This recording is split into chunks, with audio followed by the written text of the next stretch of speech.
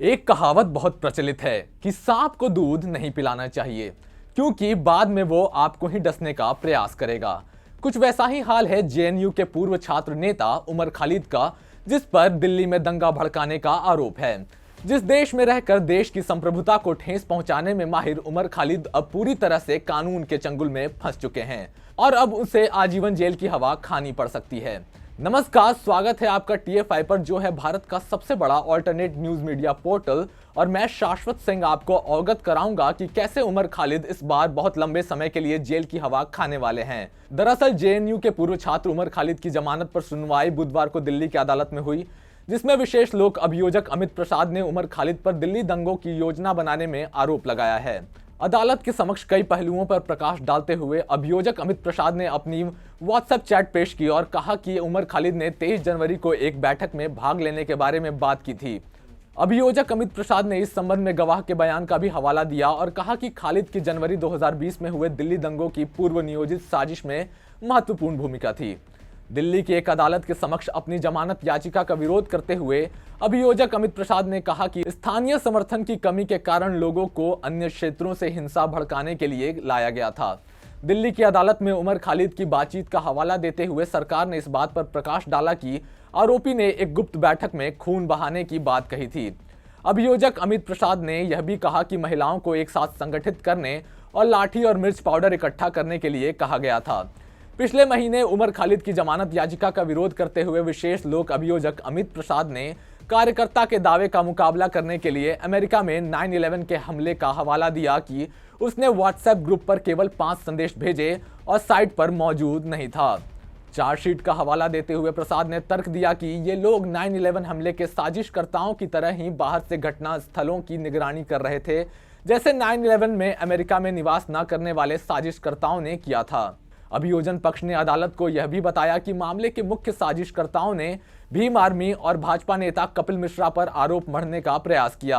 अभियोजन पक्ष ने अतिरिक्त सत्र न्यायाधीश अमिताभ रावत को 24 फरवरी 2020 को पूर्वोत्तर दिल्ली के चांदबाग इलाकों में लगे सीसीटीवी कैमरों में कैद फुटेज और एक WhatsApp group Delhi protest support group में आरोपी व्यक्तियों की चैट भी दिखाई है। इसी बीच प्रसाद ने कहा कि 17 फरवरी को विरोध के हिंसक होने के संकेत मिले थे। इस तरह के मैसेज ग्रुप में भेजे गए थे। खालिद समूह में था लेकिन वह चुप रहा। दलीलों के दौरान प्रसाद ने कहा कि उमर खालिद और शर्जील इमाम के बीच संबंध है। उन्होंने आगे तर्क दिया कि उमर खालिद शर्जील इमाम के मेंटर थे। दिलचस्प बात यह है कि जब जमानत की कार्रवाई शुरू हुई थी तो वरिष्ठ वकील रेबिका जॉन, जो पूर्वोत्तर दिल्ली दंगों के संदिग्ध खालिद सैफी का प्रतिनिधित्व कर रही हैं, ने दिल्ली की अदालत से उमर खालिद की जमानत पर सुनवाई के संबंध में ट्वीट्स को हटाने के लिए एक भारतीय कानूनी समाचार पोर्टल लॉ बीट को आदेश देने के लिए आग्रह किया था। लॉ बीट ने व्हाट्सएप संदेशों के स्क्रीनशॉट पोस्ट किए थे, जिन्हें दिल्ली पुलिस की ओर से पेश हुए विशेष लोक अभियोजक अमित प्रसाद ने हिंदू विरोधी दिल्ली दंगों के आरोपी उमर खालिद की जमानत याचिका का विरोध करने के लिए सबूत के तौर पर पेश किया था। दिल्ली दंगों के मामले में दिल्ली पुलिस का प्रतिनिधित्व कर रहे विशेष लोक अभियोजक अमित प्रसाद ने सोमवार को आम आदमी पार्टी के पूर्व नेता ताहिर हुसैन पर टेरर फंडिंग का आरोप भी लगाया है। प्रसाद ने आरोप लगाया है कि हुसैन सफेद धन को काले धन में बदलने के असामान्य धन शोधन मामले में शामिल था। प्रसाद ने दिल्ली की एक अदालत को बताया, एक असामान्य स्थिति है जहां पुलिस को ताहिर हुसैन के पैसे को सफेद से काले रंग में बदलने के सबूत मिले हैं।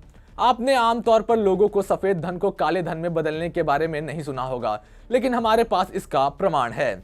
हमारा मानना है कि मजिस्ट्रेट के सामने दिए गए बयानों के अनुसार इन फंडों का इस्तेमाल हिंसा के लिए किया गया था। हुसैन पर कड़े गैर कानूनी गतिविधि अधिनियम के तहत मामला दर्ज किया गया है, जिसे उन्होंने अदालत में चुनौती दी है। आपको बता दें कि अदालत उमर खालिद और खालिद सैफी, शर्जील इमाम, मीरा हैदर, सलीम मलिक, शहाब अहमद और सलीम खान सहित अन्य की जमानत याचिका पर सुनवाई कर रही थी।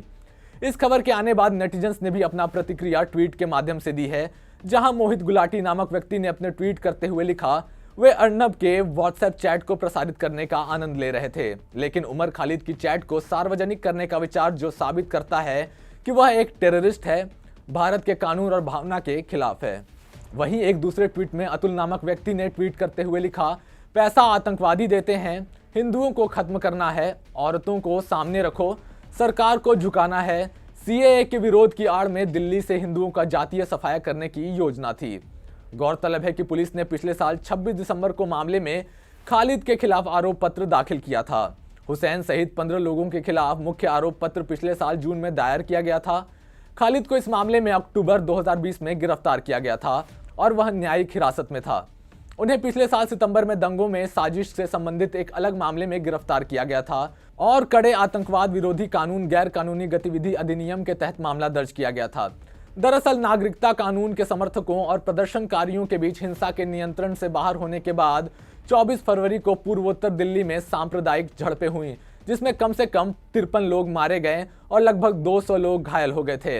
ऐसे में उमर खालिद के विरुद्ध जिस प्रकार के साक्ष्य सामने आए हैं, उससे स्पष्ट होता है कि अब उसकी खैर नहीं।